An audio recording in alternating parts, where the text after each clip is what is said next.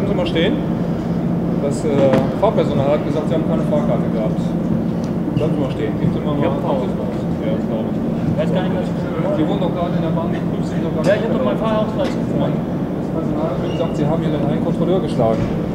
Bleiben Sie mal stehen jetzt hier. Wir nehmen, jetzt mal Ihre Personalien hier auf. So geht das nicht. Passen Sie mal auf, ich habe überhaupt niemanden geschlagen, okay? Sie lassen mich jetzt Sie geben mir jetzt mal bitte Ihre Ausweise und Sie weisen sich jetzt bitte hier aus. Bleiben Sie mal stehen und dann rufen wir erstmal die Kollegen. Ja? Ich soll Ihnen meinen Ausweis geben. Ja, gerne.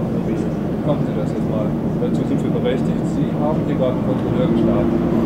In der Bahn. So geht's nicht. Machen Sie mal bitte, zeigen wir mal Ihren Ausweis.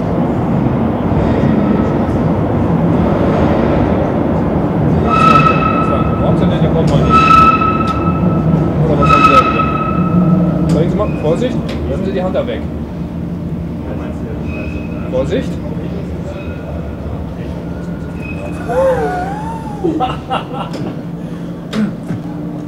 So.